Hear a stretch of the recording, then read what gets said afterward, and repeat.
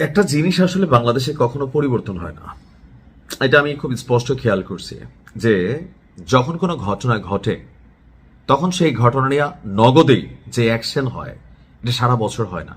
আপনাদের খেয়াল থাকার করা কোজনা মেধা এটা নিয়ে ছাত্ররা যখন প্রটেস্ট করলো, আন্দোলন নামলো, দিন শেষে আওয়ামী লীগ সরকার যখন দেখলো যে ক্ষমতা হারাইতে হবে তখন হুট করে তারা এই যে কোটা মেধা এটা নিয়ে যেই দাবিটা ছিল রাতারাতি মাইনা ফেললো।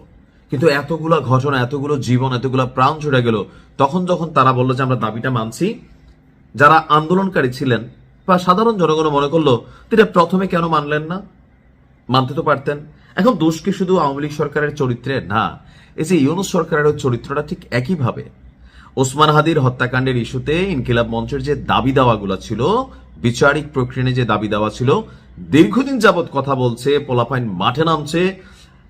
এমনকি আজকে যখন জাবের আমাদের জনগণের সাথে পুলিশকে মুখোমুখি করে দেওয়া সরকার যারা থাকেন ক্ষমতাশীল, তারা যখন জাবের যখন গুলি খাইলো, সারা বাংলাদেশে যখন প্রটেস্ট হওয়া শুরু হয়েছে, এখন ঠেলা খাইয়া অন্তর্বর্তী সরকার বিবৃতি দিচ্ছে। But why right now? মানে ঘটনাগুলোর আগে কেন না? আপনাদের কি শিক্ষা হয় না? এই দেশটাতে আপনারা তো থাকতে হবে, মাথায় রেখে না?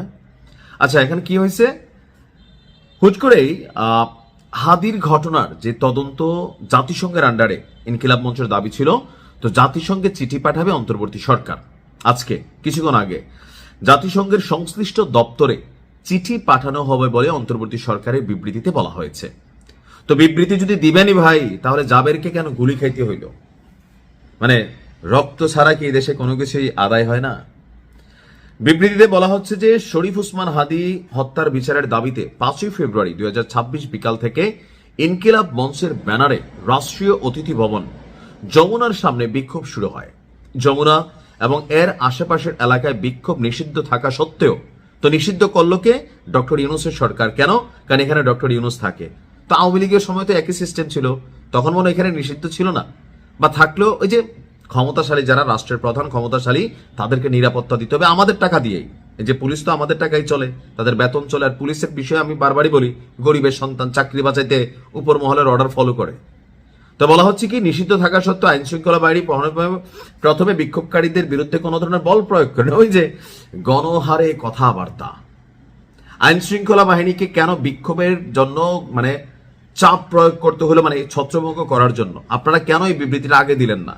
কেন জনগণকে এবং পুলিশকে মুখোমুখি করাই দেন? আপনারা পাবলিকের কাছে পুলিশের ভিলেন বানাই দেন, পাবলিক পুলিশের উপর গোসা ঝাড়ে, থানা পোড়াই দেয়, জ্বালাই দেয়, পুলিশে মাইরা ফেলে। কারণ এই পুলিশ আবার কখনো বাংলাদেশ পরিবর্তন হইলে দেখবেন এখানে আবার অনেক পুলিশ মারা গেছে। কেন? আওয়ামী লীগ এখন যেভাবে বিভিন্ন থানার ওসিদের, এসপিদের হুমকি দিচ্ছে, আপনাদের বাড়িঘর নোট আসলে কিন্তু তারা নোট রাখতেছে, এমনকি আসলেই এরকম শত শত পুলিশে মাইরা ফেলবে।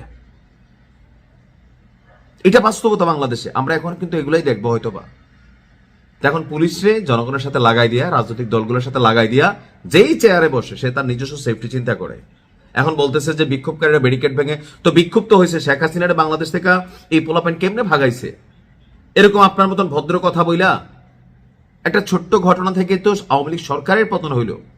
তাহলে আজকে আপনারা বলতেছেন যে জল কামানের উপর উঠে গেলে আইন শৃঙ্খলা বাহিনী পরিস্থিতি নিয়ন্ত্রণে আনতে গিয়া সাউন্ড গ্রেনেড ব্যবহার। সরকার স্পষ্টভাবে জানাচ্ছে যে আইন শৃঙ্খলা বাহিনী কোনো ধরনের গুলি ছোড়েনি।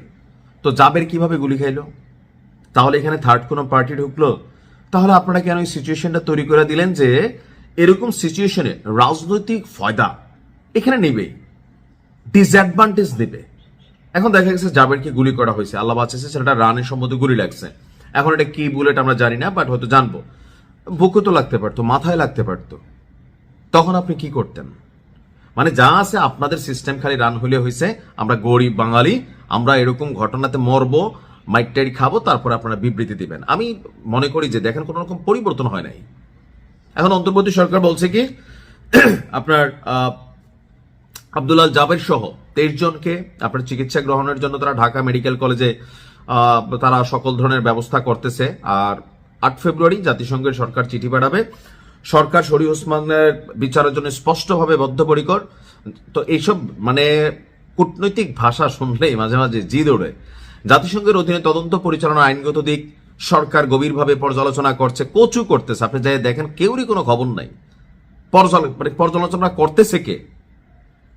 এটি বাংলাদেশের মানুষ বোঝে ভাই। ডক্টর ইউনূস আঙ্কেল, আপনার বোঝার কিন্তু বিষয়, জাতি এগুলা বোঝে, পাবলিক এখন আর ব্যাকখেল নাই।